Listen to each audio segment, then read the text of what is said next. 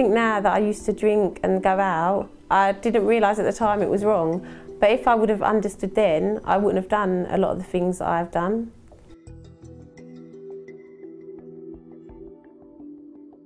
Since finding Islam, I feel like my life's really improved, especially since I stopped drinking alcohol. I feel so much better and I feel like I've got a reason to live every day now. Whereas before I was just waking up, doing the same thing, going to work, seeing to the kids, going to sleep, and that was it. But now I wake up in the morning, I wake up to pray, and it's a reason to live, and I feel like I just want to wake up every day now to please Allah, and I feel so much more at peace with myself, and especially when I go out and I'm all covered up, I feel so much more comfortable, and I feel like I've found a real peace now within my life and a whole new family as well within the Muslim community. And what do you think, Summer? Well, I find that because you used to drink before sometimes, but now there's no drinking and you've got more commitment where you pray every day, and we go to the mosque on Saturday, where before we didn't have that sort of commitment, and you appreciate things more, like your house, your water, your food, whereas other people, they haven't got that. And where you put money to charity as well, you feel good about yourself in a way that you didn't feel good about yourself before. Since researching Islam, I found that the more and more I read about it, the more I want to find out. I just want to strengthen my iman, my faith, and gain as much knowledge as I can. And I just feel like there's so much more to life than I realised before. I never appreciated how much we actually have, and everything is created from Allah, and we all come from Allah. And I just got a whole new different outlook on life now. I just appreciate everything, and I feel so blessed with what we have, and it just completely has changed my life completely for the better. And how do you feel, Summer? I find that when my mum is learning, I want to learn as well, because my mum knows more than me, and I want to catch up with her. And yesterday in the mosque, because normally I'll go to the kids part where they don't learn anything, but I stayed with Mum because I wanted to learn more and more. And then they went off to pray, and I found that I wanted to come with them because it's like a whole new chapter that you didn't know was there before, and I just want to know as much as my mum does.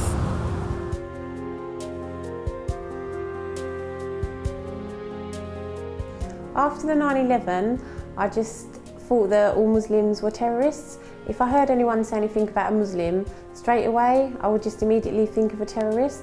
So I thought that Muslims were bad people. I never really thought too much about it then. I wasn't interested in learning about the religion because of that. When you read in the paper and about the media, they're not portrayed as nice people. So I had a bad opinion of Muslims until I began researching for myself and beginning to find out what a true Muslim is.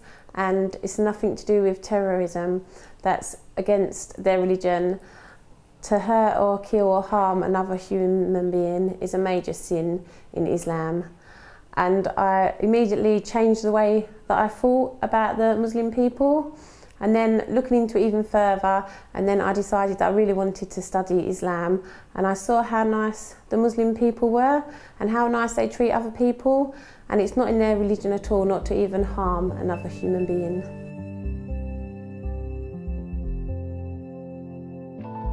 When we moved to Turkey, people that didn't know us, probably because maybe they knew that I'd only just recently moved there, and they'd invite me and the children in and they'd make us dinner.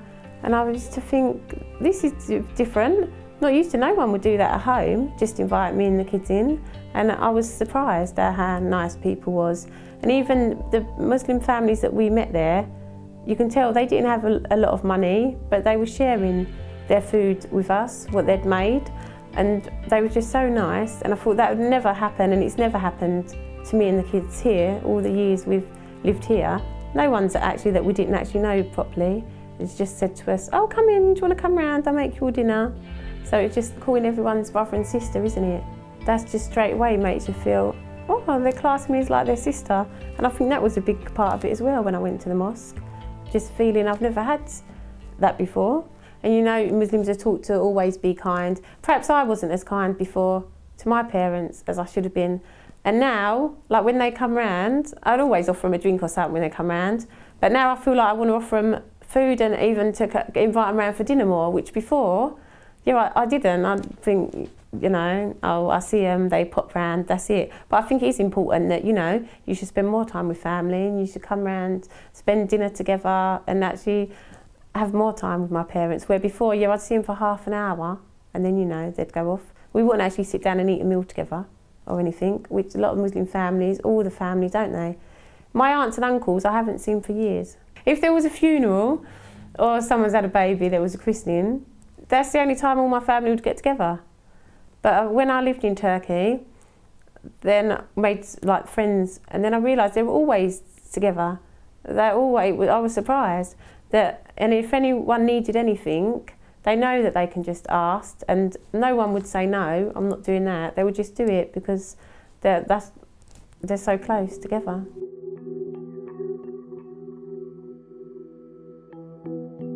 I find quite a difference between the Christian families and the Muslim families. Whilst looking into Islam, I found such a closeness between the Muslim families and the friendships between them. When I regularly attend the mosque, and the people that I've met there, instantly they'd call me sister, and I just felt so at ease and I just felt so welcomed. And it just made such a huge difference to me that they actually considered me as family. And it was just like I had a whole new family, and I never experienced this before. I moved to Turkey. I'd been there previously on holiday before, and I'd felt so much warmth while I was there that I decided that I actually wanted to live there to experience the culture even more. I met so many nice Muslim friends, and it was so different than being at home, and they just made me feel so welcoming, and I felt that I really wanted this in my life. I wanted to be part of that. And when I returned to England and I started looking into Islam in England, I started attending the East London Mosque, and I was just made to feel so welcome. It was overwhelming. It just made me feel at home, and it made me feel like I really belonged. It's like I've been searching for something before, but I didn't know what it was, and it was like I'd finally come home and I'd finally had a whole new family. It's been quite easy for me not to do things, because now I haven't read the whole of the Quran or anything, but do you know, when I'm learning things and you get verses from the Quran which says Allah says and Prophet Muhammad says, so I think because it's written there that you shouldn't do this, then I don't want to do it. No one's actually told me. I think that with my mum and dad and my family, first of all, they thought that my friend told me, you know, cover up and you've got to do this. And actually, before I knew any Muslims, when I used to see the women covered up, I used to think it's because their husbands or their boyfriends have told them to cover up. But I said to my mum, nobody told me to cover up. It's just something that I wanted to do. So now I understand as well that the way I looked at things before, the way I looked at the Muslim women, it was wrong, because I automatically just assumed people, their husbands, boyfriends, are making them cover up. But yeah, nobody told me to. And actually here, because there's not a Muslim community, it's been quite hard actually, even learning how to pray, because I've got no one to show me. I've only been reading the books, and I think it's a lot different. When I go to the mosque, then I can watch and learn. So even with the headscarf, I've had no one to actually show me, and I think, am I putting this on right? Is it right? Is it wrong? And I don't know. So it's been quite hard actually. When I've gone to my friend's on a Saturday, she actually does her headscarf a different way, and she said there's lots of different ways, and she said, look, I'll show you on YouTube. She said you can have a look on there and see. And then she showed me on there, and then yeah, when I got home that night, I just tried different ways, but I still can't actually do it. When I look at people and I think, oh, their headscarf looks nice. If I try and do it, I can't do it actually. So there's a lot of things I need to learn. But that's the thing about the headscarf as well, isn't it, I found? Because when my dad first saw me, yeah, he was, what you got that on for? What are you wearing that for? And then I said to him, but what about the nuns? Nobody says, what they got that on their head for? And they're covering their hair, but nobody questions the nuns. So one day I went out to the shop in Ilford and I bought 2 of the headscarves and the hijabs, and when I got home I tried it on and I actually felt so comfortable and I felt so much better about myself that I wanted to wear it. Nobody told me that I had to, but I felt like I wanted to, and I feel so much better within myself for wearing it, especially when I'm outside. And what do you feel about me wearing the hijab, Summer? I feel fine as long as you're happy, and it's better because everybody's in competition with each other, I think. What do you feel when we're outside, about people when we're outside? I don't mind. It's normal, really. If somebody wants to wear it, it's their own choice. When I came to the school, Summer, dressed in the hijab, what did you feel like? How did it make you feel? I didn't really mind. It's just nobody really said anything, so I don't think they mind either. But if I was to wear a hijab, I think it'd be a bit more different because I'm in their year and then I'm in their actual school, so they'd see me every day, but I don't think they mind. When I first started wearing the hijab, my mum and dad was quite shocked when they first came around.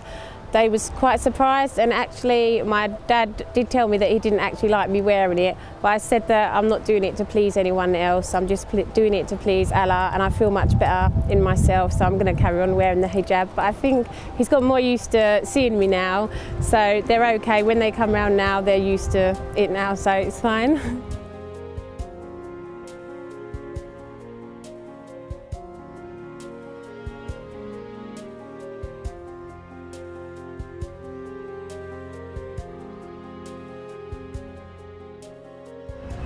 This is Savannah, my youngest daughter.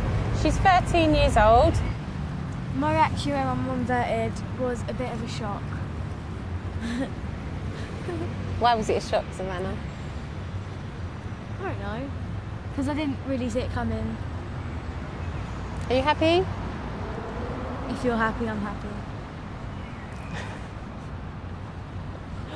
So where do you see us in the future, and what about yourself? Well, I see us in the future still a big, happy family, but then I can't really plan ahead, and I don't know quite where I see myself. Do you think it's brought us closer at all, or not? Probably a little bit, because we don't argue as much as we used to.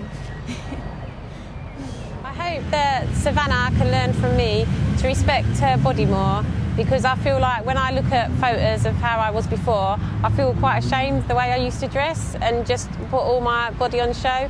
And especially with my daughters, I don't want them walking around and showing off all their bodies, and it's asking for trouble really. And you know, they're my little girls, so I'd prefer it if they can follow in my footsteps now and cover up a little bit, I'm hoping. And I hope that my children will follow my footsteps and I'll be a better example, especially better than going out drinking, clubbing, smoking, all the things that are no good for us anyway. I don't want my children to be like that.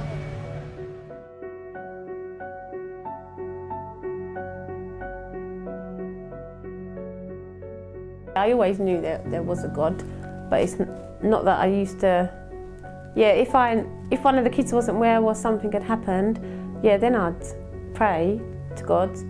I did sometimes, yeah, say a prayer and just say thank you for everything. So I knew, you know, there was something, but it wasn't like it actually meant anything really. It's just something that I did sometimes to pray.